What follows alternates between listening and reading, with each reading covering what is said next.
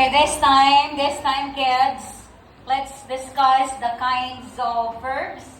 These are the helping, the linking, and the transitive verbs. Now, let's have the discussion. Let's have the definition of helping verbs. As you can see, verbs that come before the main verb and help to express tense, mood, or voice, we call that one as helping verbs.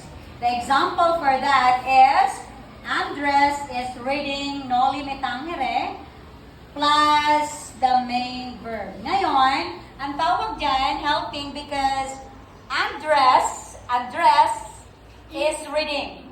Look at the helping verb. Is the helping verb. It helps to describe the reading, the another verb. So, another one is that Tata Celo will visit Bulacan next week. The helping verb is will plus the main verb visit. Then, how did you notice with the word will? Will is the helping verb which indicates the future tense of the main verb. Meaning, will or shall, the plus the main verb, it helps the main verb to describe, to indicate the future tense. Okay, another one is the helping verbs do. Do you want coffee? HB, helping verb do. What are the questions? These are the questions. Plus the main verb. Then it is a helping verb used to form a question. Aside from do is more on plural when we ask plural question.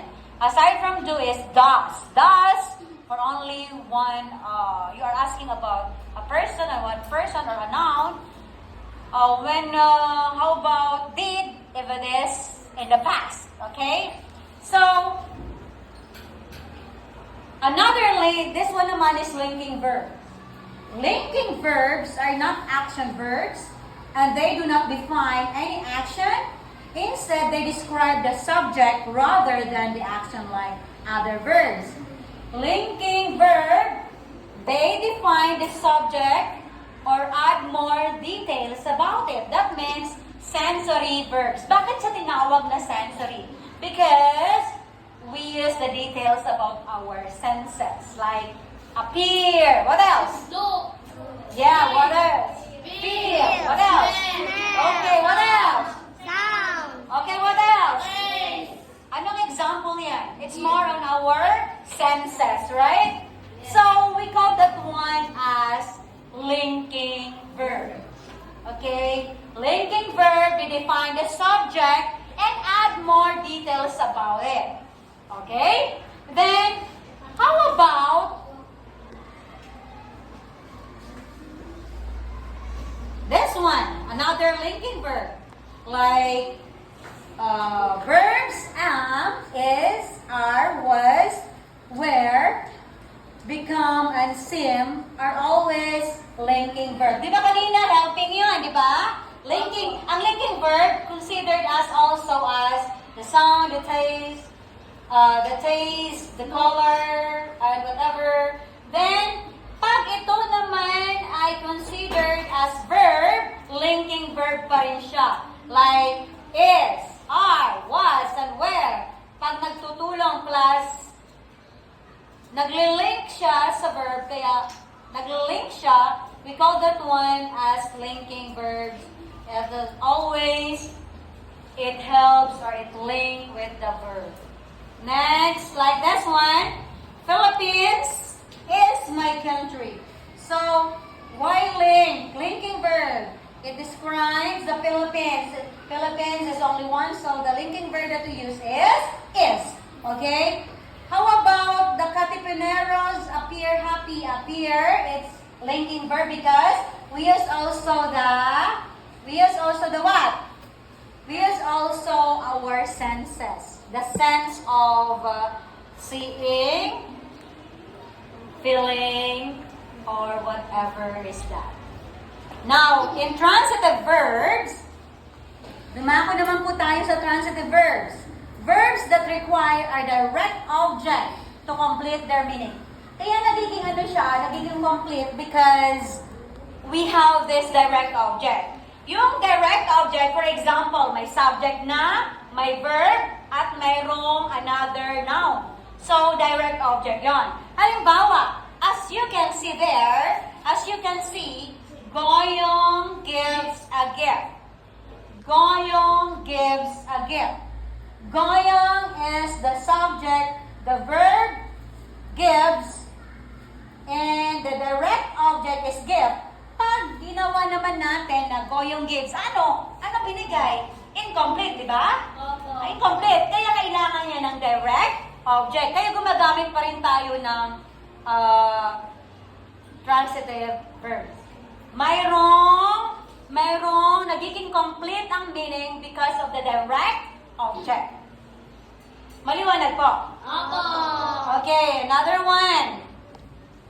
Antonio, let us read.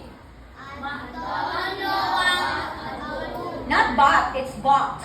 Antonia bought a book. So the verb is, what's the verb? Bought. And what is the direct object? Book. Okay, number 3, read. Tandang Sora offered her home. Okay, the subject is Tandang Sora and the verb is offered.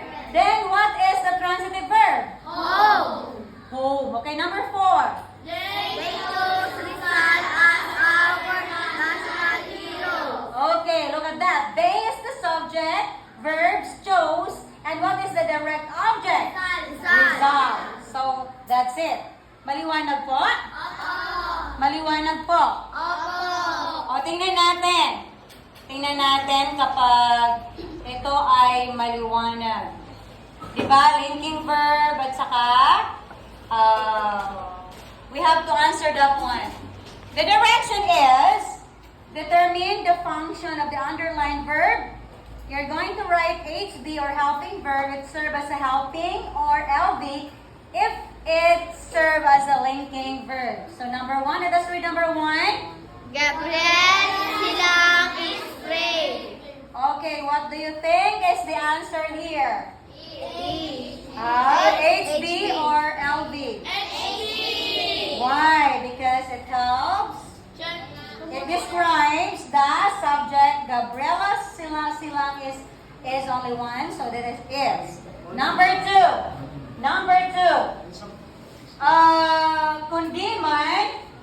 Kundiman sounds soothing. So what is the subject there? Sounds. What is the subject? Subject, I'm asking about the subject. Kundiman, di ba? Kundiman. So what is the verb there? Sounds. And what kind of verb is that?